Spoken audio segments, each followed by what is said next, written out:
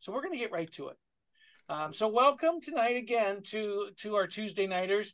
And this begins our summer book club. This first week, we're going to talk about the Sermon on the Mount. A couple facts about this. It's Matthew 5, 6, and 7, but you're going to see on one of these slides, someone else tried to capture this, or at least scholars believe one of the other authors tried to capture it. Sermon on the Mount is the first and the longest recorded dissertation that we have of Jesus Christ. There is no confirmed location of the Mount, though there is something called the Mount of Beatitudes, and many believe that that was the spot, but there is no confirmation to that. So we really have no evidence of where the Sermon on the Mount took place.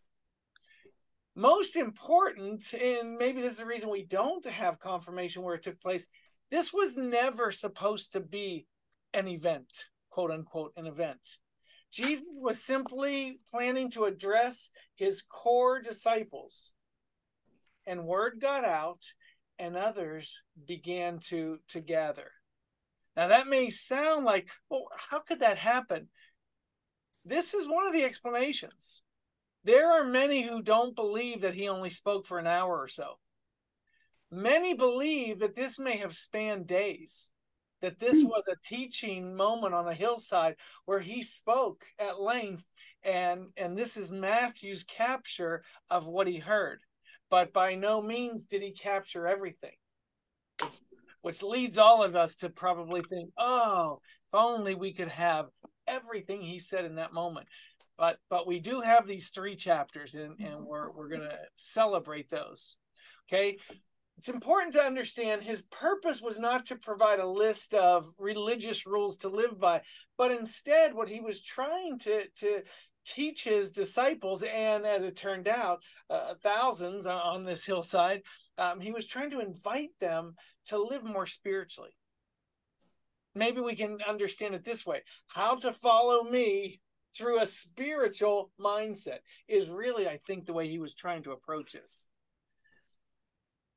You'll note that he used a phrase. In this case, he used it 6 different times.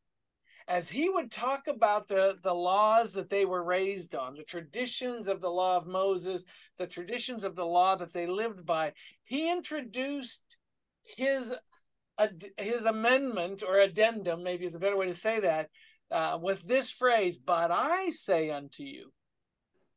Understand, he did not replace or take away any of those laws. As he promised, he fulfilled them all in these three chapters. He also, obviously, for most of us, it's obvious that he understood that this new message was going to have an impact. Okay, the challenges that he was presenting to them, he obviously saw might create concerns. By the way, this mindset that I'm about to tell you about never changed. You'll read this much further in his speaking as well. But he understood that the strictness of his challenges may even have created anxieties in his people. So he often spoke to their hearts. An example in the 6th chapter, I believe it is, he says, "Take no thought," or "Don't worry."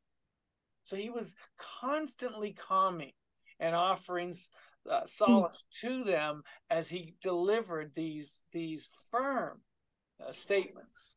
He taught about, as an example, he taught about a lot of things, but as an example, he taught about this huge attitudinal shift. This is how the whole thing begins, the Beatitudes.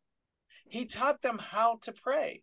We have the Lord's Prayer in Matthew's capture. The irony for me, it's always been, the irony of the Lord's Prayer is, before he introduced this, and the Lord's Prayer was truly, I don't want to say nothing more than, it was a template for prayer. This is how to pray.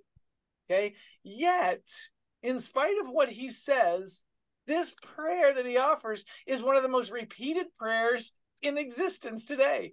But the phrase he used to introduce it was this: "When you pray, use not vain repetitions as the heathens do." And then everyone prays and uses this prayer. But again, if we understand the Savior and his purpose, that was not his intent. He was just teaching them pieces and parts of how to pray.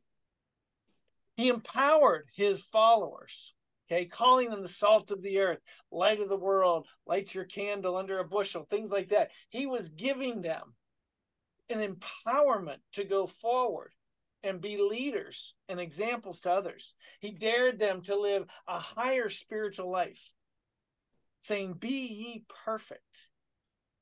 He taught throughout these 3 chapters on difficult subjects like justice, care for the needy, how to love others, divorce, fasting, handling the religious law, lawsuits, judging other people, giving to the church, giving to others, receiving, faith, belief, servitude, false prophets, rewards, forgiveness, salvation, so much more. His sermon was his coming out so that he showed, not by direction, but just by the power he carried, showed that he carried the authority of his Father and the power of his Father. And we know this just from the way the 3 chapters, the Sermon on the Mount, ends. The last 2 verses of the Sermon on the Mount is Matthew writing down what he heard the people saying who listened to him, whether for an hour, whether for 2 hours, whether for days. This is what he observed. When Jesus had ended these sayings, the people were astonished at his doctrine, for he taught them as one having authority and not as the scribes. Something different was taking place.